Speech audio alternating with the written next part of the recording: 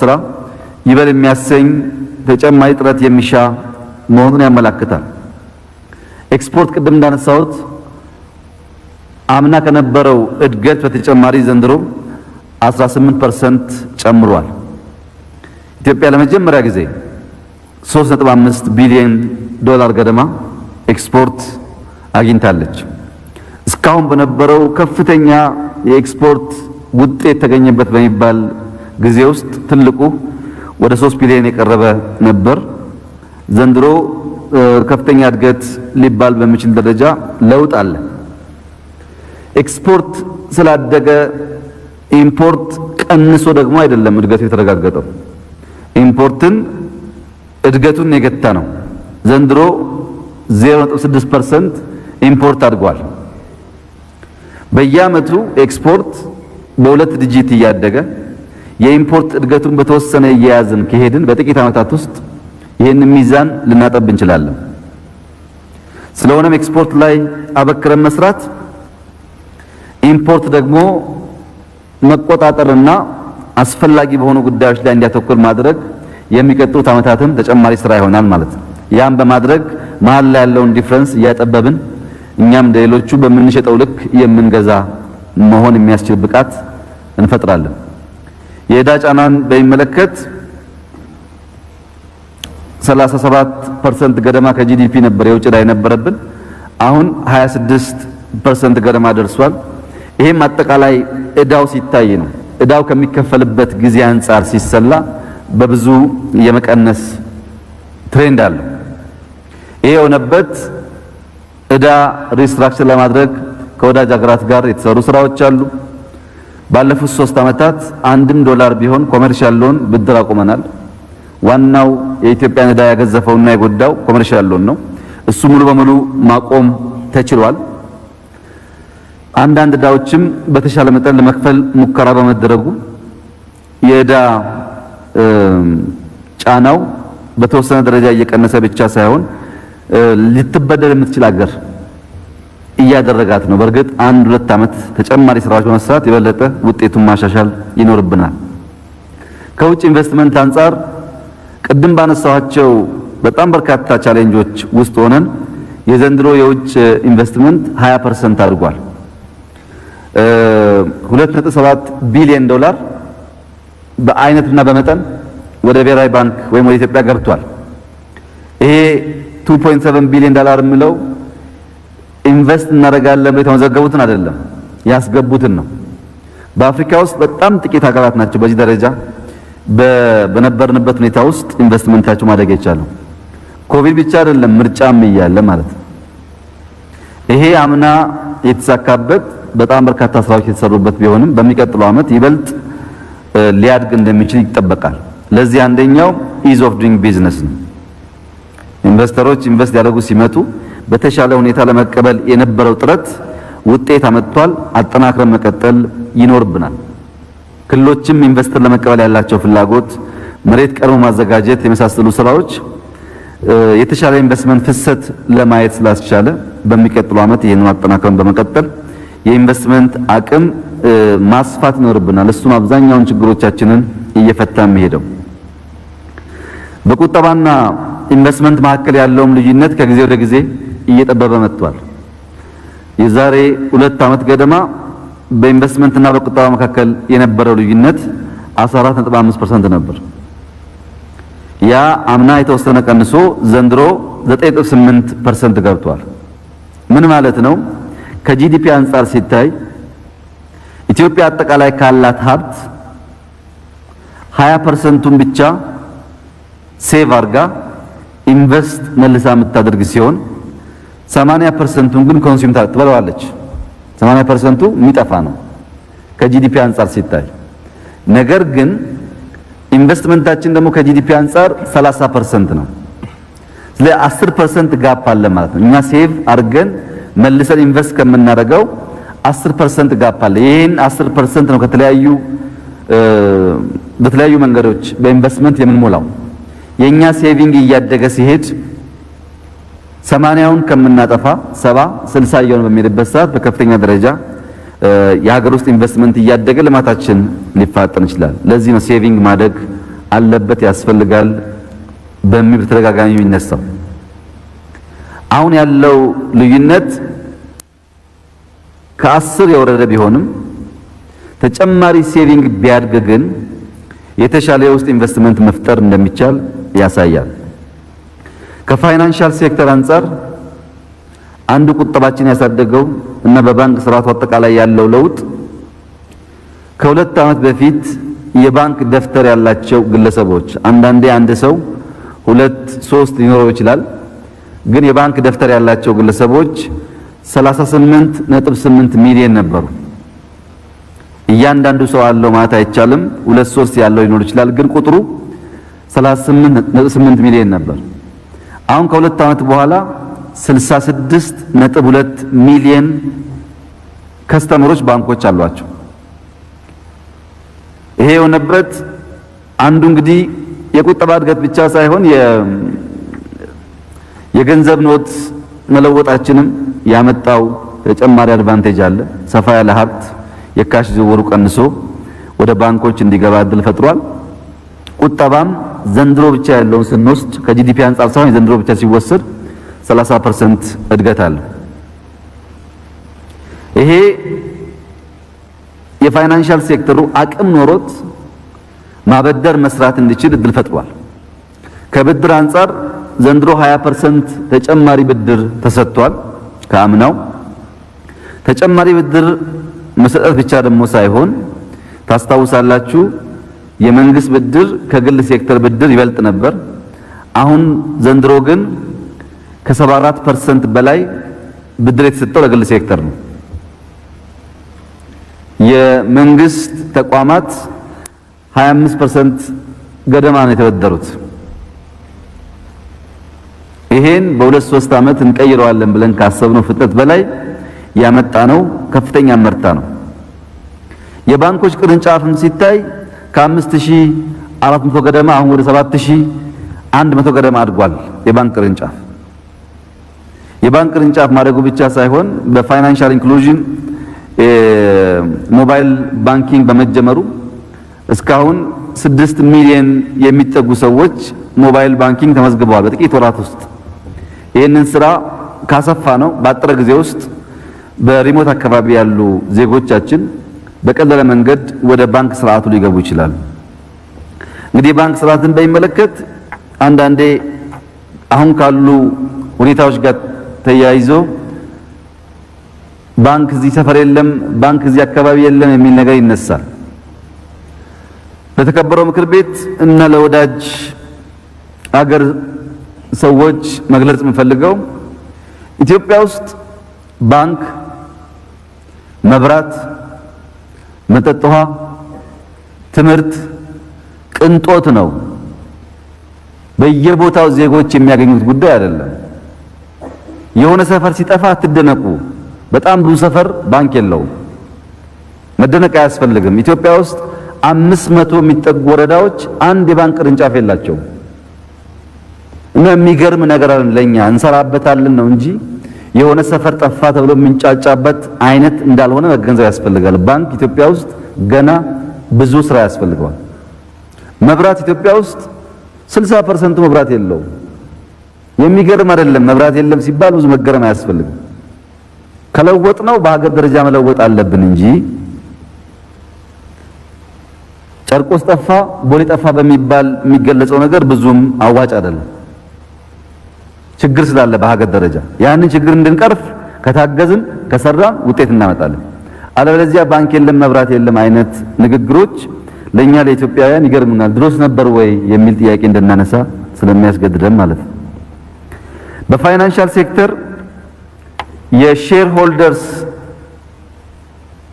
ገንዘብ መጠን ባለፈው ዓመት ከነበረው 99 ቢሊዮን ዘንድሮ ወደ 144 ቢሊዮን አድጓል። በግሉ ሴክተር በርከት ያለ ገንዘብ ሼር ሆልደር ሆነው በባንክ ኢንቨስት የሚያደርጉ ሰዎች ቁጥር አድጓል። ያም ሆኖ ግን የግል ባንክ ተብለው በሚጠሩት ባንኮች ውስጥ የሼር ሆልደር ሀብት መጠን ከ8% በታች ነው። 7-9% ነው። 92% የአርሶ አደር ገንዘብ ነው። 92% የግል ባንክ የኢትዮጵያ ዜጎች ሴቭ ያደረጉት ገንዘብ ነው። ይህ ገንዘብ ተሰብስቦ የት ነው የሚሄደው የሚለውን በደንብ ማየት ያስፈልጋል። ሼር ሆልደሮች 8% ሼር አስቀምጠው 90% ሴቭ ያደረገው የህብረተሰብ ክፍል መልሶ ኢንቨስት የሚያደርግበት እርሻ የሚስፋፋበት እድል የማያገኝ ከሆነ የባንክ ስርዓቱ የምንፈልገው ውጤት አያመጣልንም። ከዚህ አንጻር ስራ ያስፈልጋል። ሁለተኛው ትልቁ ችግር የብድር መልሰት ምጣኔ ነው። ባለሀብቶች በሚበደሩት ልክ ብር አይመልሱም፣ ያሳብባሉ። ጅማ ላይ ኢንቨስት የሚያደርግ ባለሀብት መተከል ላይ መፈናቀል ስላለ ልመልስ አልቻልኩም ይላል። ይህን ባንኮች በጥንቃቄ ብር የወሰዱ ሰዎች ስራ ሰርተው መለሳቸው ማረጋገጥና ማስተካከል ይፈልጋል። ሁለቱ ኤሪያ ችግር አለ። አንደኛው ገንዘብ የሰበሰበው ከህዝብ ነው። ህዝቡ በአነስተኛ መጠን ተበድሮ የሚሰራበትን እድል መፍጠር አለበት። ሁለተኛው የሚበደሩ ሰዎች በገፍ የሚወስዱ ቢሆኑም በዛ ልክ አይመልሱም። ለኢንፍሌሽኑም ትርጉም አለው። ይህንን በደንብ ቁጥጥር ማድረግና መስራት ይጠይቃል። እነዚህን አንኳር ጉዳዮች ካነሳው በኋላ የኢንፍሌሽን ዋጋ ግሽበት በሚመለከት በርከት ያሉ ጥያቄዎች ተነስተዋል። ሊነሱ የሚገባቸው ወሳኝ ጥያቄዎች ናቸው። ነገር ግን የዋጋ ግሽበትና የኑሮ ውድነት አንድና ያው አይደለም። የዋጋ ግሽበትና የኑሮ ውድነት አንደኛው ሌላኛውን ያባብሰዋል። አንደኛው ሲያድግ የሌላኛውን እድገት ያፋጥናል። ግን አንድና ያው አይደለም። ግሽበት ማለት አምና ከነበረው የዚህ ዋጋ ዘንድሮ የጨመረው ማለት ነው። ለምሳሌ ይሄ ውሃ 1 ብር ጨምሮ እያንዳንዱ ዜጋ ገቢው 10 ብር 20 ብር ቢጨምር ላይሰማው ይችላል። የውሃ ዋጋ ጨምሮ የዜጎች ገቢ ሳይጨምር ሲቀር እና ሲደማመር የኑሮ ውድነትን ያስከትላል።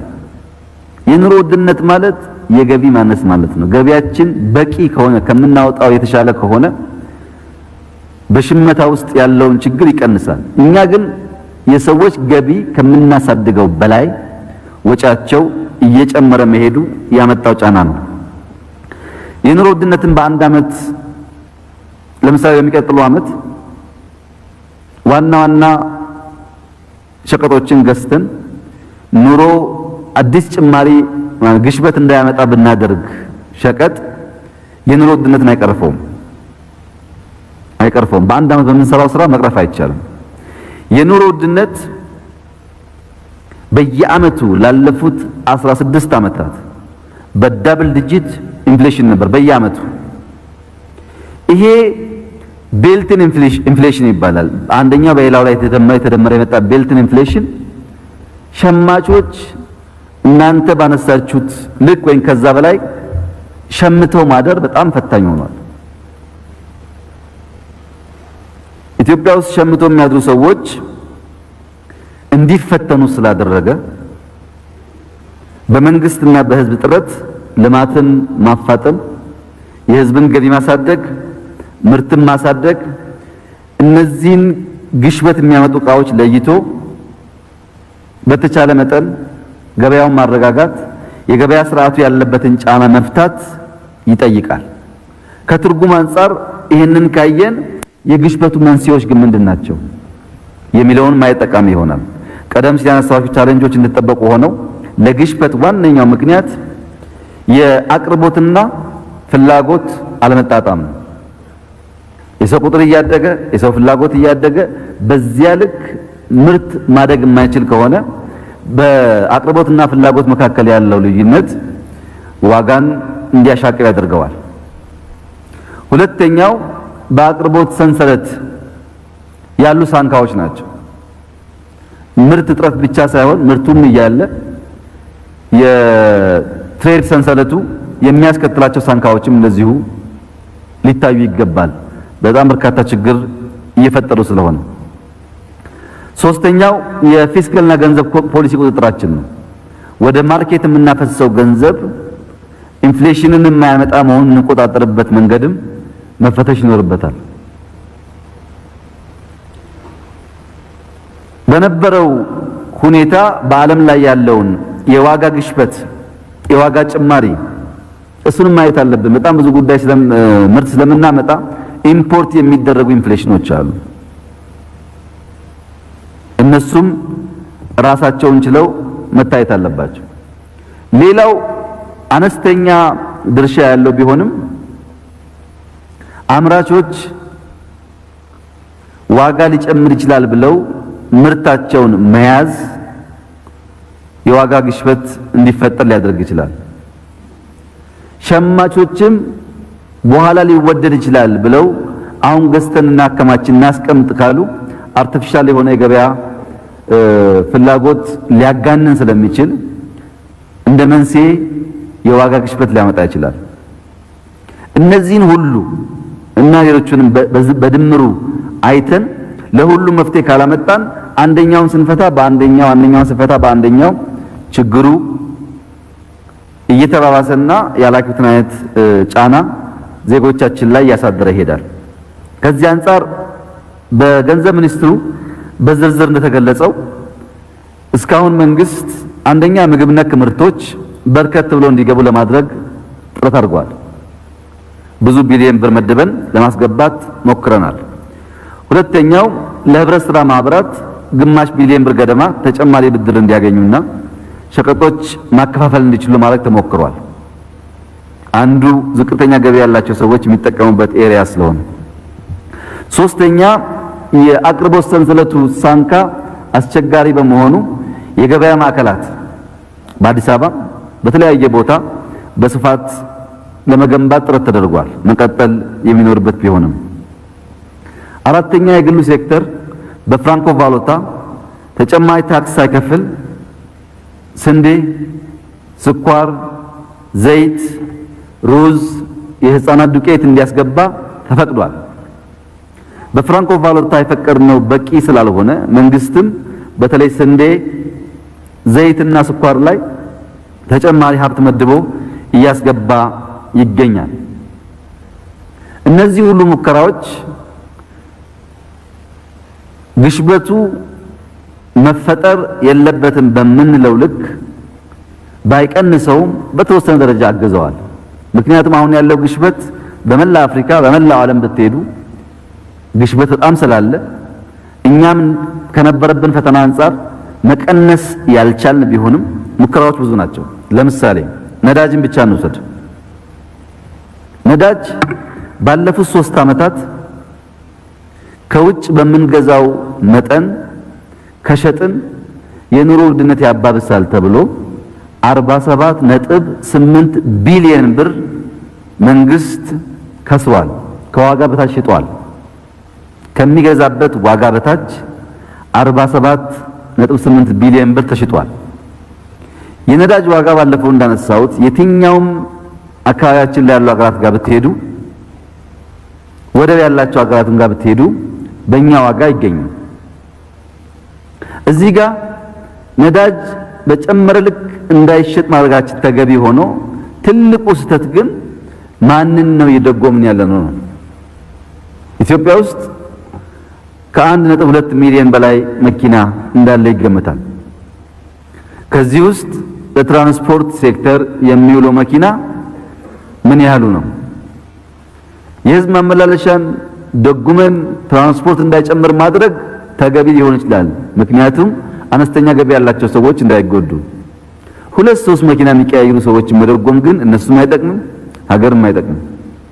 ከዚህ አንፃር እንዴት አድርገን ነው ለይተን ለህዝብ አገልግሎት የሚውሉትን ብቻ በነዳጅ ደጉመን ሌላው ግን ትርፍም ባይደረግበት በዓለም ዋጋ ልክ እንዲገዛ የምናደርገው የሚለው ስራ ይፈልጋል። ቀላል አይደለም እንደምናስበው። ምክንያቱም በምን አይነት መንገድ ነው የህዝብና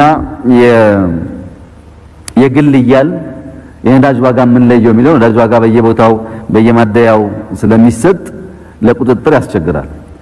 መንገድ ተፈልጎ ግን መደረግ አለበት። መደጎም ያለበት ይደጎማል። መደጎም የሌለበት ግን ባይደጎም ነው የሚሻለው። መልሶ ዋጋውን ማባባሱን ስለማይቀንስ ከዚህ አንፃር ስራዎች ተጀማምረዋል፣ በስፋት ሊሰሩ ይገባል። የአገልግሎት ክፍያ ውሃ፣ የቀበሌ ቤት፣ ቤት ኪራይ አካባቢም እንዳይጨምር በመንግስት ሙከራ ተደርጓል። አነስተኛ ገቢ ያላቸው ሰዎች እነዚህ ዋጋቸውን በመጨመር ተጨማሪ ጫና እንዳይፈጥሩ ሙከራ ተደርጓል። ነገር ግን አብዛኛው ሰው የነዚህን ቤት የሚጠቀም ስላልሆነ ምን ያክል ደግፎታል የሚለው መታየት ይኖርበታል። ከዳቦ አንፃር ታስታውሳላችሁ፣ አዲስ አበባ ላይ አንድ ዳቦ ፋብሪካ ሰርተን አይበቃም ብለን ሁለተኛው ዳቦ ፋብሪካ አልቋል። ቀደም ሲል እንደተነሳው የኑሮ ውድነቱ አዲስ አበባ ብቻ ሳይሆን በዋና ዋና ከተማዎች ጫና እየፈጠረ ስለሆነ ከግል ሴክተር ከግል ባለሀብት እና ከአንዳንድ ማገዝ ከሚፈልጉ ሀገራት ጋር በመተባበር በዋና ዋና ከተሞች በዚህ ዓመት የዳቦ ፋብሪካዎች ለመጀመር ዝግጅት ተጠናቋል። ከዚህ አንፃር የሜድሮክ ኩባንያ ባለቤት ሼክ መሐመድ ይህን ሐሳብ ለመደገፍ ከጎናችን ቆመዋል። ሌሎች የውጭ ሀገር ሰዎችና ግለሰቦችም የሚደግፉን አሉ። በቅርቡ በጎንደር፣ በደሴ፣ በሶዶ፣ በነቀምት አይነት ከተሞች የዳቦ ፋብሪካዎች እንጀምራለን። ይሄን በየቦታው ፋብሪካ እያባዛን ስንሄድና ስንዴ እያመረትን ስንሄድ ቢያንስ ሰው ዳቦ ገዝቶ ለመብላት እምብዛም እንዳይቸገር ያግዛል። ስር ነቀል ለውጡ የምርት እድገት ነው። ምርቱን ፕሮሰስ አድርገን የምናቀርብበት መንገድን እያደገ ሲሄድ ለውጥ ያመጣል። ለምሳሌ ቀደም ሲል የተከበሩ የምክር ቤት አባል ይህ አነስተኛ ገቢ ያለው ሰው በዝናብ በሐሩር ቆሞ የመረጣችሁ ሰው እየተሰቃየ መንግስት ምን አስቧል የሚለውን በበጀት ካየነው ውጪ ዛሬ በጀት ላይ ቀርቦ ከሚጸድቀው ውጪ 10 የዳቦ ፋብሪካ አንድም የመንግስት በጀት የለበትም። ይህን ህዝብ ማገዝ አለብን ብለን ግለሰቦች እየለመን ሀገራት እየለመን ፋብሪካ የምናቋቁምበት ዋናው ምክንያት በተወሰነ ደረጃ ሊያግዝ ይችላል፣ በጀት ላይ ብቻ ዲፔንድ ማድረግ የለብንም የሚል እሳቤ ያለው። እንደነዚህ አይነት ጉዳዮች እየተስፋፉ ሲሄዱ በእርግጠኝነት ነገሩን እየቀነስን ለመሄድ ያግዛል። ይሄን ለማድረግ ደግሞ የሁላችንም ጥረት ያስፈልጋል። ህገወጥ ነጋዴዎች የንግድ ሰንሰለቱን እንዲበላሽ ከማድረግ አንዳንዶቹ ሆን ብለው እንዲበላሽ ከማድረግ ሰፊ ጥረት አድርገዋል። ለዚህም የታሸገባቸው አሉ፣ የተሰረዘባቸው አሉ፣ በክስ ሂደት ላይ ያሉ አሉ። ይህ የንግድ ስርዓቱን የማስተካከል ጉዳይም በእጅጉ እንደሚያግዝ ይጠበቃል። ነጋዴዎች ስርዓት ተከትለው ህጋዊ በሆነ መንገድ ብቻ እንዲሰሩ ማድረግ የራሱ የሆነ ትርጉም ይኖረዋል። ከሚቀጥለው በጀት ዓመት አንጻር ግን ዋና ጉዳይ የገንዘብና ፊስካል ፖሊሲ ቁጥጥራችንን ማጠናከር ነው። ያን በማጠናከር በመንግስት ከመንግስት ውጭ በሚሰሩ ስራዎች የሚያስፈልጉ የምግብ ሸቀጦች በማምረት የማንችላቸውን በማስገባት ለማስተካከል ጥረት ይደረጋል። ዘለቄታዊ መፍትሄ ቅድም እንዳነሳሁት ለአመታት እየተከማቸ የመጣውን ቢልቲን ኢንፍሌሽን ገተን የተሻለ ነገር ለማምጣት አንደኛው መሰረታዊ ጉዳይ አምና የጀመርነው መሬት ጦም ማደር የለበትም። ኢትዮጵያውያን መሬት ጦም ማሳደር የለብንም። የመንግስትም የግልም ትምህርት ቤት ግቢም ጤና ኬላ ግቢም መንገድ መሃልም መንገድ ዳርም ቢሆን የትም ቦታ አርሰን ምርት ማሳደግ አለብን። ስንዴ የሚለምን ህዝብና ሀገር ክብር የለውም። ክብራችንን ለማስመለስ መሬት እያየን ጦም እንዳያደር፣ ዝናብ እንዲሁ በከንቱ እንዳይሄድ እያንዳንዱ ዜጋ ቦታው የግሉም ባይሆን በትብብር ምርት ማሳደግ አለብን። ይሄን አምና ጥሩ ስራ ሰርተናል። ዘንድሮ የበለጠ ማደግ አለበት።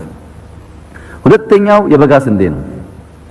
በሁሉም ክልሎች ባይሆንም ባለፈው ተወሰኑ ክልሎች የበጋ ስንዴ ውጤት በጣም ከፍተኛ ነው። በዚህ ዓመት አምና የሰራነውን 60 70 80% ማሳደግ ብንችል 20 እና ከዛ በላይ ሚሊዮን ኩንታል እናመርታለን። ይሄ በእጅጉ ያግዛል። ማምረት የሚያስችሉ ቦታዎች አሉ፣ ሰው አለ፣ ውሃ አለ። ጨክነን የበጋ ስንዴን በመስኖ ማልማት የሚታየውን ኢኮኖሚክ ችግር ለመፍታት ስለሚያግዝ ሁሉም ዜጋ በርብርብ ሊሰራ ይገባል ይሄንን ስራ። ሶስተኛ ኩታ ገጠም ነው። ኢትዮጵያ ውስጥ ያለው የተሸነሸነ መሬት ሃውስሆልድ ሌቭል የሚታረስ ነገር ራስን በምግብ ለመቻል አያስችልም የሚባሉ ንግግሮች ነበሩ።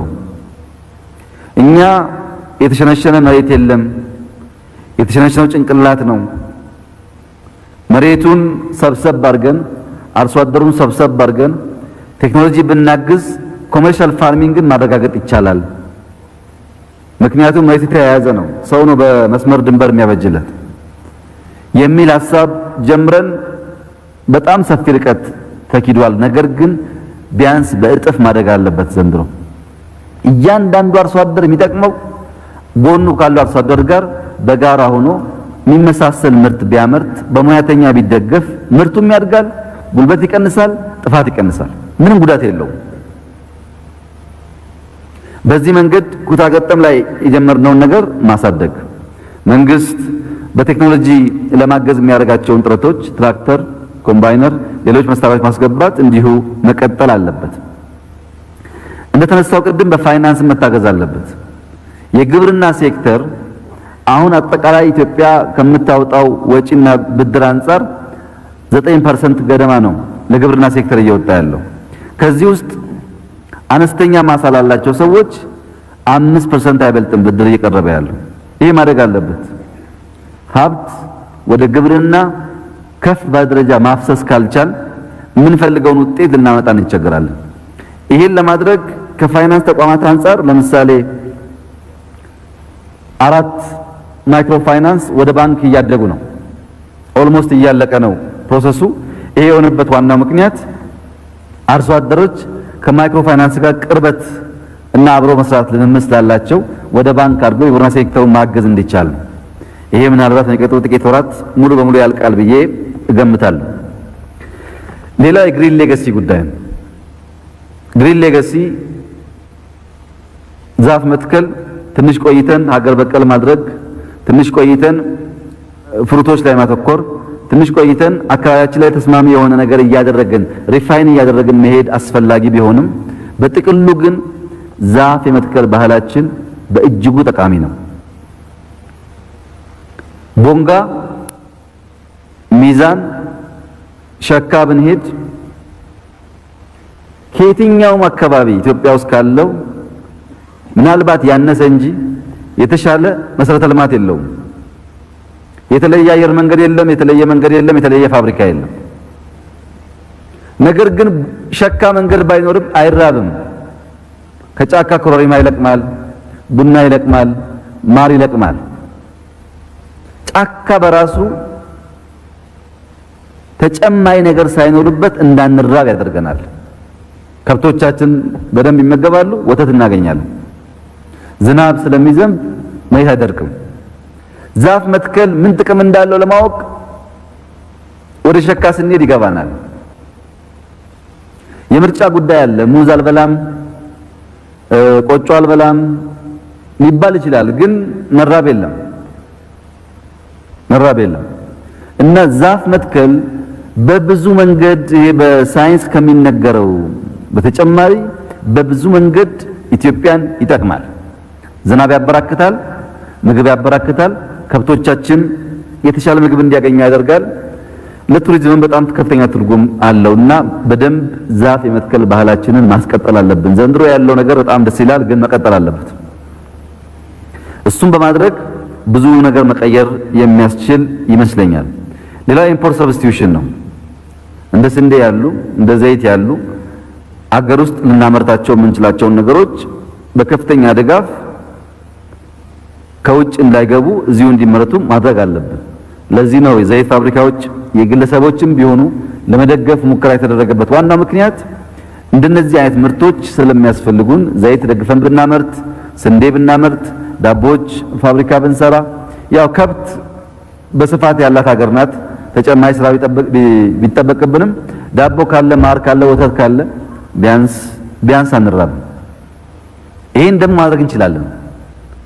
ከሌላ ወገን የምንፈልገው አይደለም። ማር ለማባዛትም ጫካ አለን። ለወተቱም ከብቶቻችን ይበልጥ ያደለብን መሄድ ነው። በርካታ ከብቶች ያለን ሀገር ስለሆነ ለዳቦም ስንዴ ነው የሚያስፈልገው። ማማረጡን ሁለተኛ ደረጃ አድርገን ቢያንስ ተመግበን ለመኖር ግን በአገር ውስጥ በመስራቸው ስራዎች መቀየር ይቻላል። ሌላ ወሳኙ ጉዳይ የስርጭት ሰንሰለት ነው። በጥቂት ሰዎች የተያዘውን ሲፈልጉ ያዝ ሲፈልጉ ለቀቅ የሚያደርጉትን ነገር ማስተካከል ያስፈልጋል። አዲስ አበባም መርካቶ ገብቶ በጣም በርካታ ማስተካከያዎች እንደሚያደርግ ይጠበቃል። ብዙ ነጋዴዎች አሉ ሆን ብለው የደሃውን ኑሮ የሚያመሰቃቅሉ። የተወሰደ እርምጃ እንደተጠበቀ ሆኖ ማስፋት የግብይት ቦታ ማስፋት ያስፈልጋል።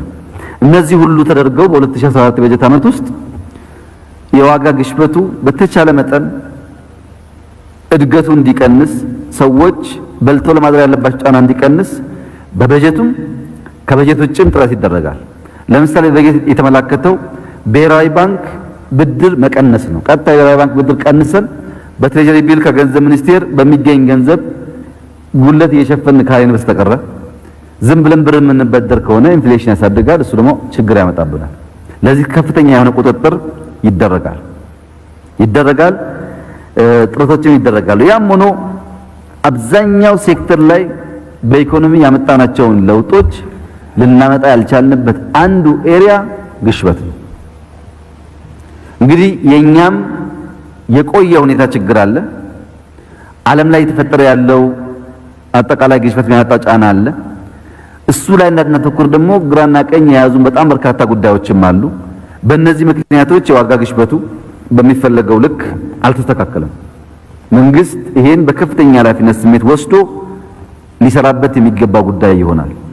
ጥረት አድርገናል ብለን ዝም እንል ሳይሆን ጥረቱ ውጤት እንዲያመጣ ሰፋፊ ስራዎች መስራት አለባቸው።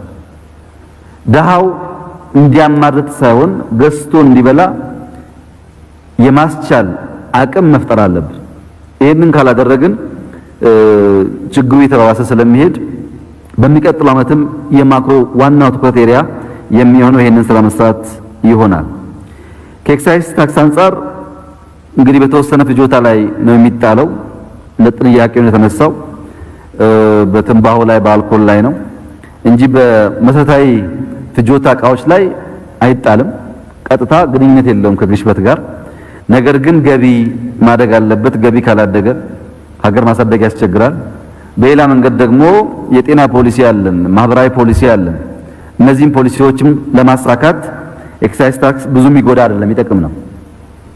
የሚጠቅም በመሆኑ እሱን ኤሪያውን ብቻ እያስተካከሉ የሚታረም ነገር ካለ እያረሙ መሄድ ያስፈልጋል።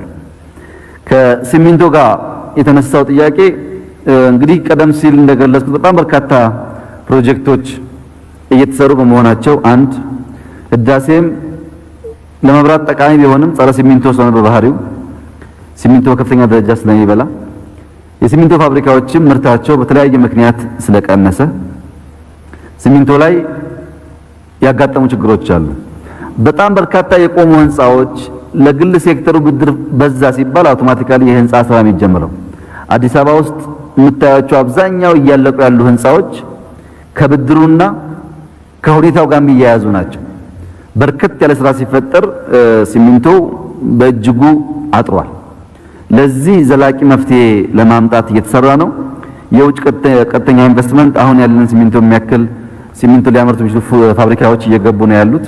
በጥቂት ዓመታት ችግሩ ይፈታል። ዋናው መፍቻው ግን ማምረት ነው፣ በስፋት ማምረት ነው። ለዛ መንግስትም ምቹ ሁኔታ አመቻችቷል። ፍላጎት ያላቸው ኩባንያዎችም መጥተዋል። ይፈታል የሚል ተስፋ አለን። አንድ አመት እንቸገረና ግን ይፈታል ከአመት በኋላ። ከግብርና ዘርፍ አንጻር ትኩረት እንስጥ ብለናል። ሰፋፊ ስራ ጀምረናል። አርሶ አደሮች የመሬት ይዞታ ሰርቲፊኬት እና የሚንቀሳቀስ ሀብታቸውን አስይዘው የሚበደሩበት መንገድ መፍጠር ያስፈልጋል ብለናል። ይሄንን አሁንም በእጅጉ አበክረ ልንሰራ ይገባናል። ግብርና ላይ ሀብት ማፍሰስ፣ ዕውቀት ማፍሰስ፣ ቴክኖሎጂን ማምጣት መሬት በአግባቡ መጠቀም እንድንችል ወደ ጎን ከጨረስን ቨርቲካል መጀመር በሚያስችል መንገድ መጀመር የከተማ እርሻ መጀመር ያስፈልጋል። ሰፋፊ ጉዳዮች እየተከናወኑ ይገኛሉ። በተለይ ከዝናብ ጥገኛ የሆነ እርሻ ለማላቀቅ አምና የጀመርነውን ጥረት ዘንድሮም በጣም በሚያጠናክር መልኩ ነው በጀት ላይ እንደቀረበው እንዳያችሁት። ይሄ በእጅጉ የጀመርነውን ጥረት ያሻሽላል ተብሎ ይጠበቃል። ሌላው ዋና ጉዳይ የውሃ ባንክ ነው። ውሃ እንደ ነዳጅ እንደ ገንዘብ ባንክ ማድረግ ያስፈልጋል። ጎርፉን ብቻ ሳይሆን ዝናቡን፣ ከርሰ ምድር ውሃ እንዳይባከን ማድረግ፣ ውሃ እንዲበራከት በግሪን ሌጋሲ ችግኝ መትከል፣ ውሃን በአግባብ መጠቀም፣ እነዚህ ጉዳዮች እየተሻሻሉ ሲሄዱ ግብርናችንን በእጅጉ ያሻሽለዋል የሚል ተስፋ አለ። ዘንድሮም የግብርና እድገት ነው አጠቃላይ ኢኮኖሚውን ከፍ ያደረገው። በዚህ ዓመትም ይሄን እድገት ማስጠበቅ ከቻል ውጤታማ ያደርገናል። ከገቢ አንጻር ያው ገቢ እናሻሽል ብለን በርካታ ሪፎርሞች ስንሰራ ቆይተናል። ገቢም ከሞላ ጎደል ለውጥ አለ፣ እየተሻሻለ ይገኛል። የዓመቱ ሪፖርት ተጠቃሎ ባይደርስም የ11 ወር የዚህ ዓመት አፈጻጸም ሲታይ ያቀድነው 264 ቢሊዮን ገደማ ለማስገባት ነበር። ያስገባነው 259 ነው። ይሄም ሲጠጋጋ ወደ 98% የሚሆን አፈጻጸም ታይቷል። ከአምናው አንጻር ግን በብር ሲታይ ከ42 ቢሊዮን ብር በላይ እድገት አለ። በፐርሰንት ሲታይ ደግሞ 19% ገደማ እድገት አለ። ይህን እድገት ማስቀጠል ያስፈልጋል። ገቢ ማሳደግ ያልነው ውጤት እያመጣ ነው። ሳንኩራራ ካስቀጠል ኤክስፖርት እናሳደግ ያልነው ውጤት እያመጣ ነው።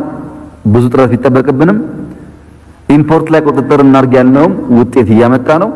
እነዚህን ጉዳዮች በደንብ እያስተካከልና እየመራን ስንሄድ አጠቃላይ የምናስበውን ውጤት ያመጣል። ነገር ግን አሁንም ከሰብ ሰሃራ ሀገራት ዝቅተኛ ገቢ የምታስገባ ሀገር ናት ኢትዮጵያ።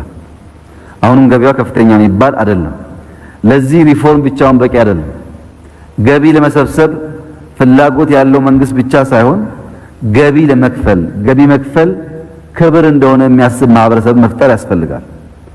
ሰው ገቢን ላለመክፈል ለግለሰቦች ገንዘብ እየሰጠ ስርዓቱን የሚያልፍበትን መንገድ ኦቶሜት እያደረግን ሪፎርም እያደረግን እያስተካከልን ገቢ ካደገ ኢንቨስትመንት ያድጋል። ገቢ ካደገ የምናስባቸው ካፒታል ፕሮጀክቶች ያድጋሉ፣ ልማት ይፋጠናል እና ያለው ውጤት ተስፋ የሚሰጥ ቢሆንም ተጨማሪ ስራዎች ይጠበቁብናል።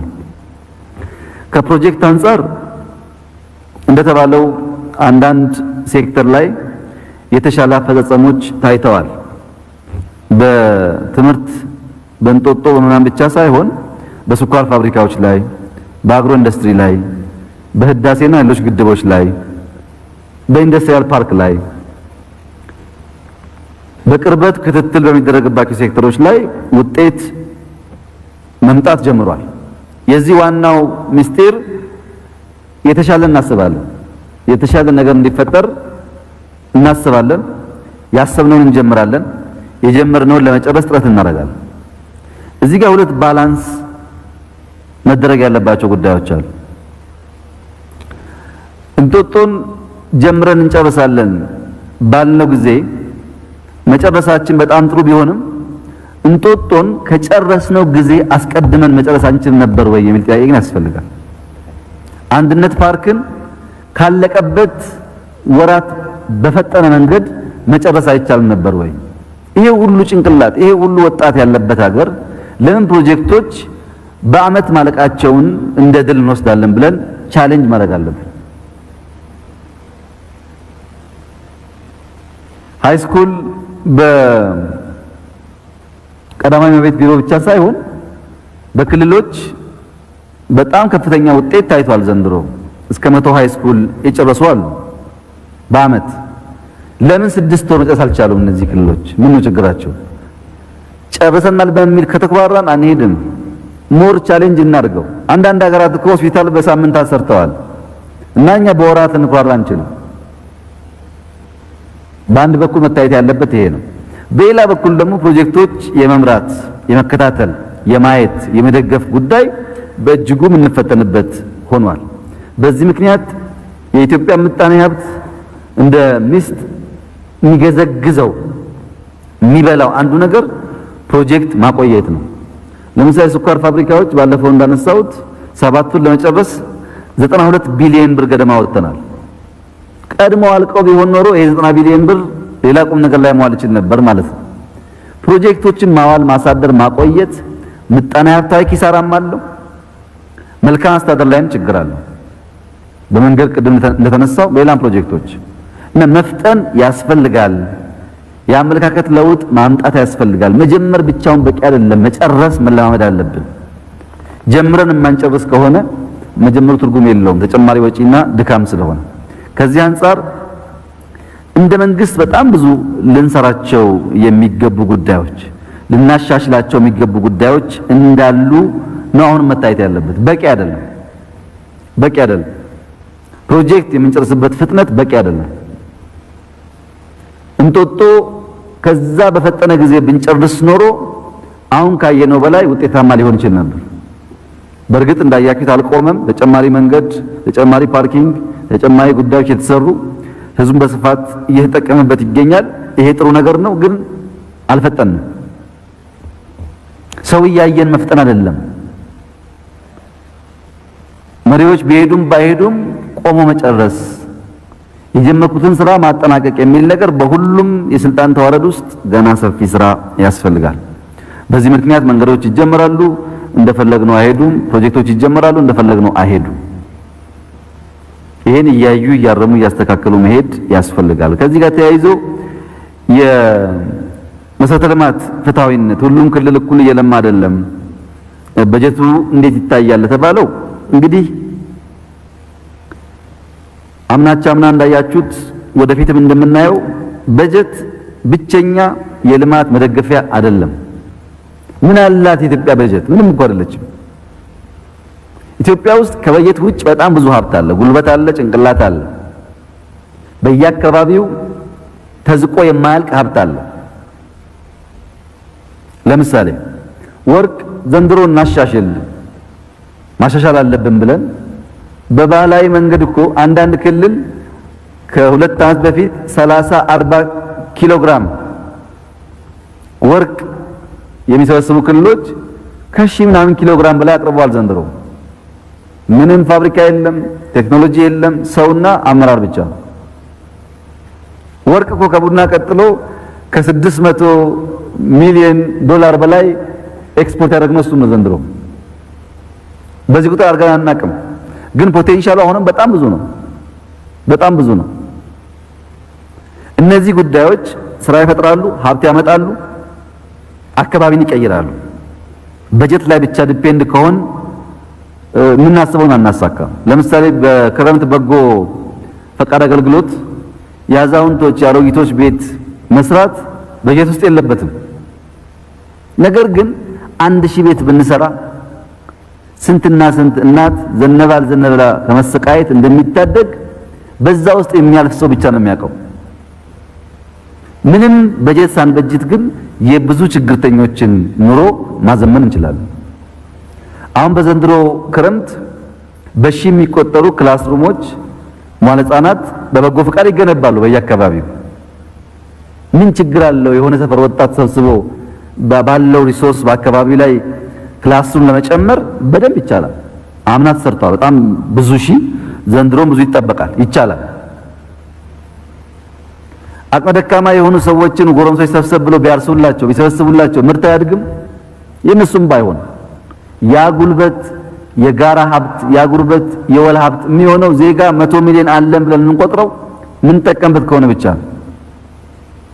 በእንደዛ መንገድ ክልሎች፣ ዞኖች ሰፊ ስራ ከሰሩ የተሻለ ውጤት ሊመጣ ይችላል። በጀት ብቻውን ኢትዮጵያ ውስጥ ያለውን ነገር አይቀርፈውም። ያም ሆኖ ግን ዘንድሮ ለክልሎች አምና ከነበረው 15% በጀት እድገት አለ። እንዳያችሁት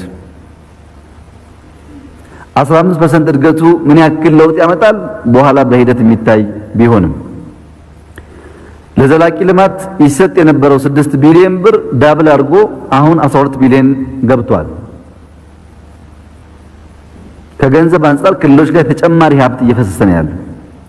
ሌላው ቀርቶ የጋራ ገቢ ድርሻ የፌዴሬሽን ምክር ቤት ባለፈው ዓመት ካወጣው ቀመር አንፃር በሁሉም ክልሎች በብዙ እጥፍ ጨምሯል።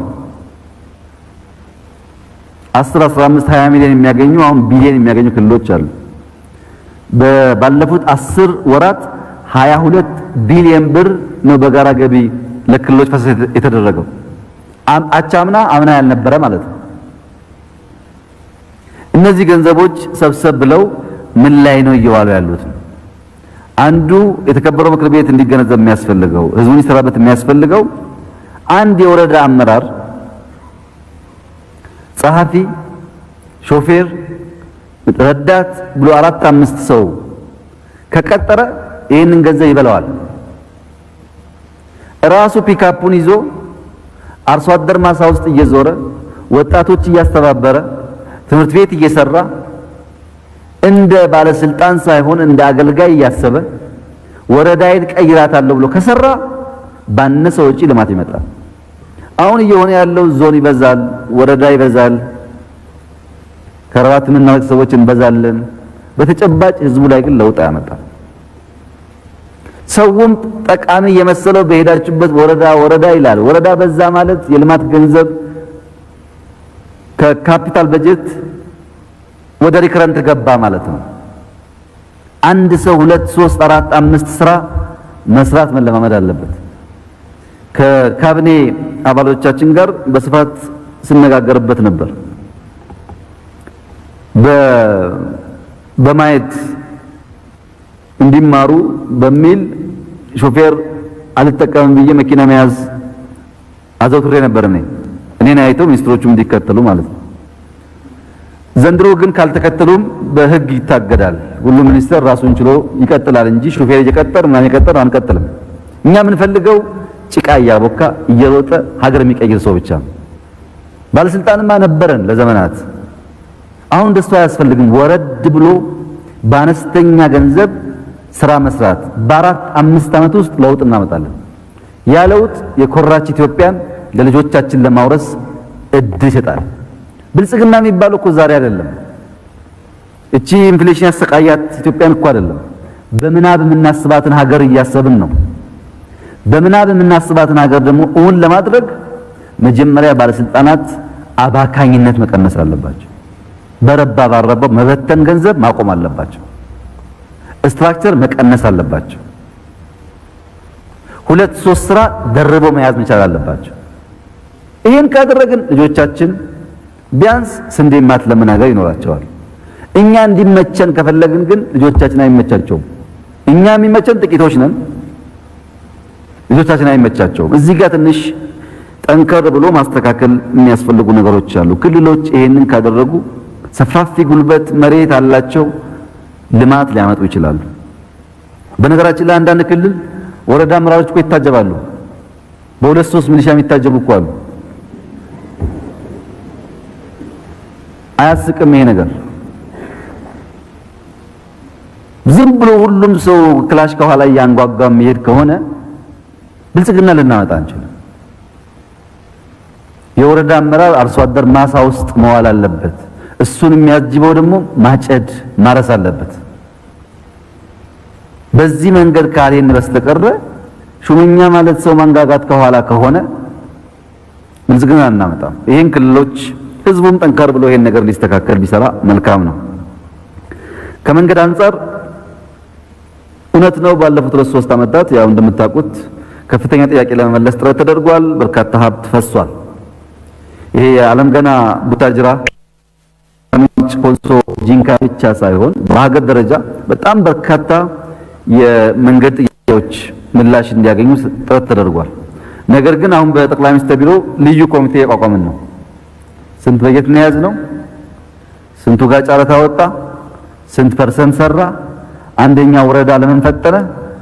ሌላ ወረዳ ለምን ዘገየ? ጥናት ይፈልጋል።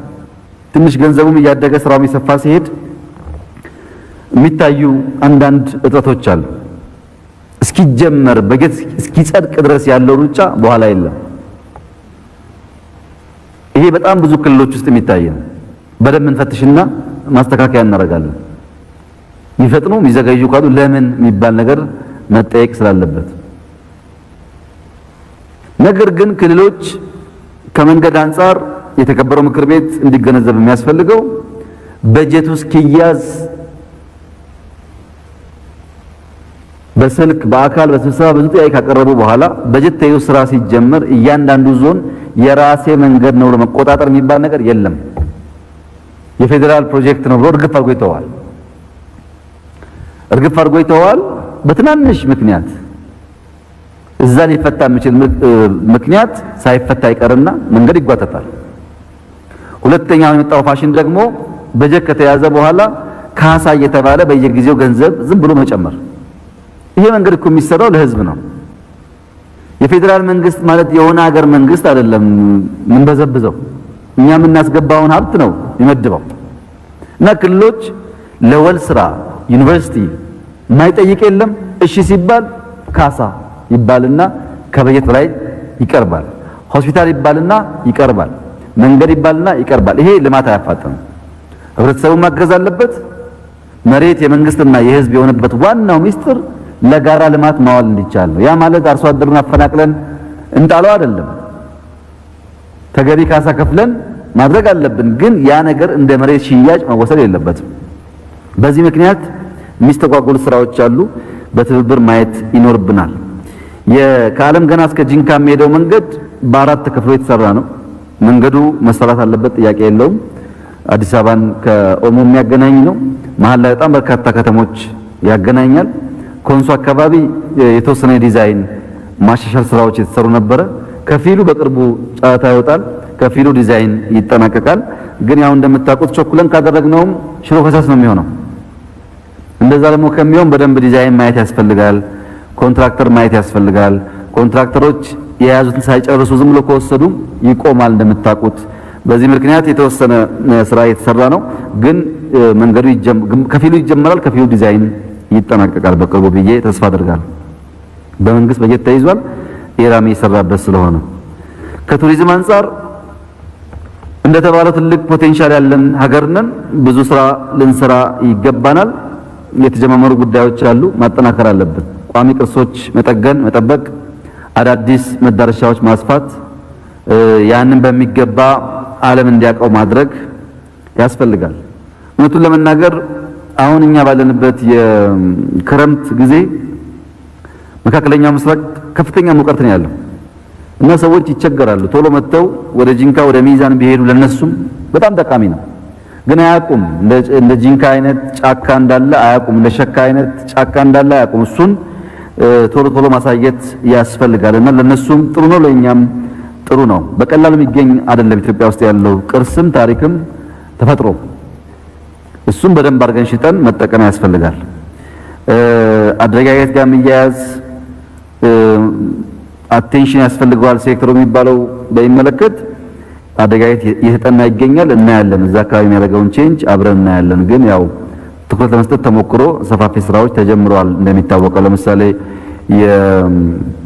የላሊበላ የአክሱም እዚህ ቤተ መንግስት ታች ብሔራዊ ቤተ መንግስት ያለው ቅርስ ብቻውን በቂ ነው። ታምራዊ ቅርስ ነው ያለው። እሱም በትክክል አውጥተን ማሳየት ከቻልን ብዙ ነገር ሊያመጣ ይችላል። ተጀምሯል ስራው እንደምታውቁት፣ እያፋጠን እንሰራለን። እንግዲህ ቅርስ በተለይ ጥብቅ ቅርሶች ቻሌንጂንግ ናቸው። እንደ ሌላው ስራ በፍጥነት የሚሄዱ አይደሉም። እሱም ማየት ይፈልጋል። አዋሽ በሚመለከት ሰፋፊ ስራዎች ተጀምሯል። ምናልባት በሚቀጥለው ዓመት አጋማሽ ውጤት እናያለን ብዬ አስባለሁ። ይሄን እያሰፋን ስንሄድ ይስተካከላል። ለምሳሌ ችግኝ የምንተክለው እኮ አንዱም ተሰደው የወጡ የዱር እንስሳት እንዲመለሱ ነው። በተከለ ቁጥር ይመለሳሉ፣ ዝናብ ባለ ቁጥር ይመለሳሉ። እዚህ ያላያችሁም እንደ ፍሬንድሺፕ ላይ ዳክዬዎች ማንም እንኳን አልጠራቸውም፣ ውሃ ቋጠር መጡ። አሁን መከላከያ ግቢ አላያችሁም መሰለኝ፣ መከላከያ በጣም የሚያምር ስራ ይሰራ ነው። እዛ ብትሄዱ ዳክዬዎች አሉ፣ ጠርተናቸው አይደለም፣ ውሃ ብቻ ያቆየንላቸው። ተፈጥሮ ይሳሳባል። ሲመቻችለት ስለሚመጣ ያንን ማድረግ ያስፈልጋል። ከስራ እድል ጋር ተያይዞ ያው በግሉም በመንግስትም ሰፋፊ ስራዎች የተሰሩ ስለሆነ በዛው ልክ የስራ እድል ፈጠራው ላይ ኢምፓክት አለው። በርከት ያለ ቁጥር ሰው ስራ እንደያዘም ሪፖርት ቀርቧል። ነገር ግን ቁጥሩን ማንሳት ነው አልፈልግም። ምክንያቱም ይሄ የስራ አጥነት ጉዳይ በቀላሉ አውቶሜት ካደረግነው በስተቀር ሰው ዛሬ ስራ ይዞ ነገ ይለቃል። እኛ ያዘ ሪፖርት እናደርጋለን፣ ነገ ስራ የለው። ማን ነው ስራ ላይ ያለው? ማን ነው ስራ የሌለው? ስንት ሰው ስራ ይፈልጋል? በቀላሉ ኦንላይን ሁላችንም እናንተም እኛም ማየት የምንችልበት ስርዓት ካልተፈጠረ በስተቀር አሁን በሚቀርበው ሪፖርት ብቻ መናገር ቢያስቸግርም በርካታ ፕሮጀክቶች ግን ያው ካለ ሰው አይሰሩም። በሄዳችሁበት የምታያቸው ስራዎች በሰው ስለሚሰሩ ለውጥ እንዳለ ማየት ይቻላል። ያን ማዘመንና ትክክለኛውን ዳታ ማወቅ እና ሰፋፊ ኢንቨስትመንት እየሳብን ተጨማሪ ስራ ዕድል መፍጠር ያስፈልጋል።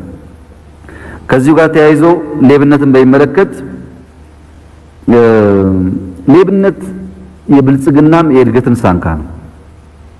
ግማሹ ጊዜ ይሰርቃል፣ ግማሹ ሀሳብ ይሰርቃል፣ ግማሹ ገንዘብ ይሰርቃል። ከማን እንደሚሰርቅ አያውቅም። ይሄ ነገር በአሰራር በህግ ብቻ ሳይሆን በእሳቤም ጭምር ሰፊ ነገር ካላደረግን በስተቀር የሌብነት ስርዓቱ በተለይ ከተሞች አካባቢ ሰዎች ለትናንሽ አገልግሎት ልክ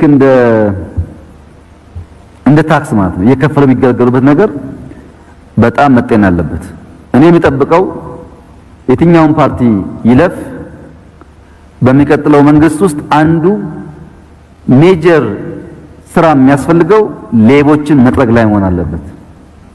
ሌቦች የእምነት ተቆርቋሪ መሆን አይችሉም። ሌቦች የብሔር ተቆርቋሪ መሆን አይችሉም። ሌቦች ለሰው ልጅ እኩልነት የሚተጉ መሆን አይችሉም። ሌባ ነው ከየትም ቢመጣ። አዲስ አበባን እየበዘበዘ ያለው ሌባ ነው። ይሄን ማጥራት ያስፈልጋል። እንግዲህ ሌባ እያወጀ እየተናገረ ስለማይሰርቅ ሁሉም ባናቅም በሚታዩ በሚታወቁ መንገዶች በተቻለ መጠን ሌቦችን እያስተካከልን ካለን በስተቀር ልማት አይታሰብም። ሰው ቀን ከሌት ሰርቶ ውጤት ማምጣት መታደል ነው እድል ነው ብሎ ካልወሰደ በስተቀር ከዛ የሚያገኛትን ጥቅም እያሰበ የሚሰራ ከሆነ ህዝብ እያማረር እድገት እየገደል እርስ በርስ የተጠራጠር መቀጠል አስቸጋሪ ነው። ይሄን እናንተም ባላችሁ አክሰስ ሰፋፊ ስራዎች ሰርተን ውስጣችን ማስተካከል ይኖርብናል። ህዝቡን እያማረር ነው። ደግሞ የሌባ ክፋቱ ሰርቆ ኢንቨስት የሚያደርግ እኮ አይደለም። ሰርቆ ያው በድብቅ ስለሆነ የሚጠፋበትን መንገድ ወይ ጫት ነው ወይ ውስኪ ነው ወይ ሺሻ ነው። ቁም ነገር ላይ አይውልም። ሐሺሽ በኋላም የተወሰነ ነካካዋለው። በሰሜኑ እንትናችን እኮ አብዛኛው ምን ማረከው ብር አይደለም ሐሺሽ ነው ይሰፋ ያለው። ይሄ አደገኛ ነገር ነው እና ሌብነት በከፍተኛ ደረጃ ጉዟችንን የሚያደናቅፍ ስለሆነ ሁላችን ተረባርበን ከህዝባችን ጋር ሆነን ማስቆም መቀነስ አለብን። ሌብነት እያለ ብልጽግና ማምጣት እንቸገራለን። ገንዘብ ያላቸው ሰዎች ስልጣን በገንዘባቸው መግዛት ይፈልጋሉ።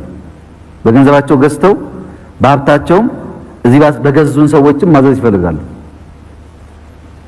ይሄን ከህዝባችን ጋር ሆነን ማረቅ ማስተካከል ያስፈልጋል። ለሁሉም አይጠቅምም፣ ለሚሰርቀውም ለሚሰጠውም ስለማይጠቅም እና የተጀማመሩ ጉዳዮች አሉ። እነሱም ማጠናከር ያስፈልጋል።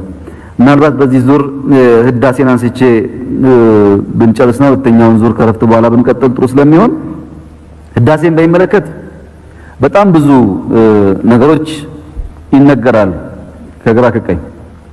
የኢትዮጵያ ፍላጎት የኢትዮጵያን የመብራት የኢኮኖሚ ጥያቄ የሚመልስ፣ የሱዳንን ስጋት የሚቀንስ፣ የግብፅን ስጋት የሚቀንስ፣ በቀጠናችን ሰላምና ብልጽግናን የሚያመጣ፣ ኢነርጂውን ቢመረት በጋራ የምንጠቀምበት፣ ውሃም ችግር ካለ እየተወያየ የምንፈታበት ሰላማዊ የልማት ጉዞ እንዲሆን እንፈልጋለን። ለዚህም እየሰራን እንገኛለን። የተለያየ የዓለም አገራት ከዚህ አንፃር ኢትዮጵያ ሌሎች የመጉዳት ፍላጎት እንደሌላት በትብብር የማደግ ፍላጎት እንዳላት ተገንዝበው ጉዳዩ ቶሎ ተቋጭቶ ወደ አዲስ ልማት ምዕራፍ እንድንሄድ በዚህ ስንታረቅ ጊዜ እንዳናባክን ማገዝ ይኖርባቸዋል። በእኛ በኩል ዛፍ የምንተክለው ዝናብ የምናበራክተው ሱዳን አሁን ከምታገኘው ውሃ በላይ እንድታገኝ ማድረግ ይቻላል።